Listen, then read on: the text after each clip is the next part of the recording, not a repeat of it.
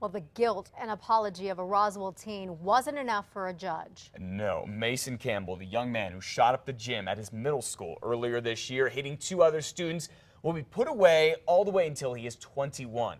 Yesterday, a judge sentenced Campbell to go into CYFD's custody and go through treatment and rehab. Now, if he behaves himself and overcomes his anger issues, Campbell could get out before he is 21. He's just 13 now. He did apologize for the shooting in court yesterday, and there it was also confirmed that bullying was behind the shooting, but it was never revealed exactly who the bullies were.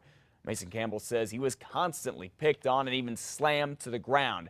Then, just 4 days before the shooting, Campbell wrote in a notebook that he was sick of this bullying and he was going to end it. So he decided to sneak his father's shotgun into school and fire randomly into the gym bleachers. Both teens shot by Campbell were in the courtroom for the sentencing, and at least one of them seems satisfied with the decision. I'm glad that he got that because that's only 9 years, but I have to suffer the rest of my life with all this pain. Brave young man there, Nathaniel Tavares. Now, Mason Campbell's family describes him as a loving and caring boy who did not get the attention he needed at home because his younger brother had a stroke and he needs a lot of attention, particularly the medical attention. Campbell could not be sentenced as an adult because he's just 13. You have to be 14 for that here in New Mexico. Well, at 5:32 now, a fugitive here is dead, shot by a deputy U.S. Marshal in the Duke City. This happened yesterday morning as marshals and other investigators were serving a federal arrest warrant in this neighborhood near 98th and Dennis Chavez Southwest. The Marshal's Service isn't saying much about the shooting right now, including who the fugitive was, what that person was wanted for, and what prompted the shooting. No one else was hurt, and the people who live near here say this is odd because it's usually a pretty quiet neighborhood. No, I'm scared. My mom's even scared, you know. What kind of neighborhood do we move in? We haven't even been here a year. What kind of neighborhood do we move into? Now, if you remember, there was a similar shooting with the marshals back in April. It's when a deputy marshal hurt a man marshals were trying to arrest in the South Valley. They also shot at a man they were after near the biopark in April, but did not hit him. An APD officer is the subject of an internal affairs investigation. He's accused of using his badge to try and get a date with a woman who works at Knockouts in downtown Albuquerque. Sergeant Daniel Carr says he pulled over a man last June during a DUI stop. But the man's girlfriend says it was all a setup, alleging that Sergeant Carr followed her boyfriend from Knockouts and pulled him over because of his alleged interest in having a relationship with her. She claims that the officer, or the sergeant in this case, then started texting and calling her and even hinting he could get her boyfriend's charges dismissed by not showing up in court. A judge in the DWI case ordered the state to turn over Sergeant Carr's cell phone records.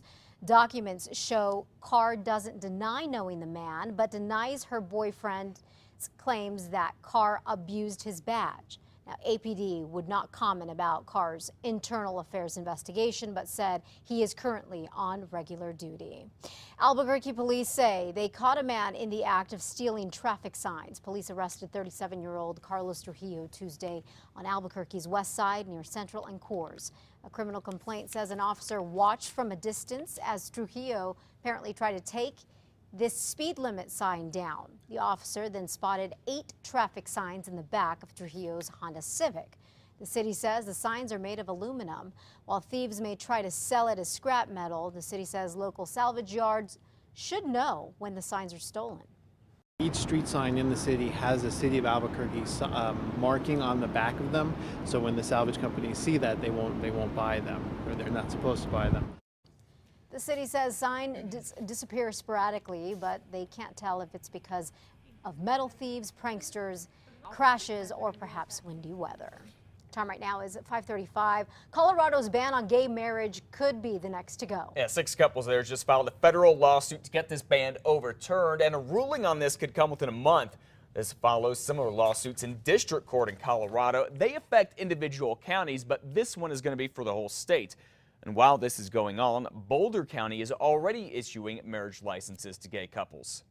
The 10th Circuit ruling was really clear that marriage is a fundamental right. With the stay or no stay, it is my job as the officer who's elected to issue marriage licenses that I begin doing so. It's how do you stay a fundamental right? Colorado's governor and state attorney general say they're willing to concede if the state's gay marriage ban is ruled unconstitutional, but they think this is going to go all the way to the U.S. Supreme Court. We'll keep you updated. Santa Fe gets on one of the top 10 spots in Travel and Leisure World magazine's top city rankings in the U.S. and Canada. The list came out yesterday. It actually put Santa Fe at number 7, which dropped from 5th place last year. Santa Fe's hiking and ski scenes, as well as its folk art market, got special notice from the write-up. However, there's a shadow right now over the Santa Fe tourist scene. The string of armed robberies and tourists of desk clerks and motels and hotels along Cerrillos Road, that has kind of cast a dark cloud over the tourist scene. Although police patrols are up, suspects have not been caught. 537, an internet challenge that is going viral is on its way to New Mexico, and it's bringing a little ice with it. Take a look. Oh, it's not that bad. Come on, guys. Law enforcement officers from all around the country are taking what they call the Ice Bucket Challenge. Here's how it works. Officers call out 5 others, and they have 24 hours to respond to this. That's an undercover officer right there. They have to donate $10 to the National Law Enforcement Memorial Fund, and then they get the dunk. We wanted to spread it out as much as possible. We want to get as many people as possible involved and make it this a really, really good fundraiser for the fund. All right, so the rules are if you don't want to get ice, you have to donate $100 to the charity.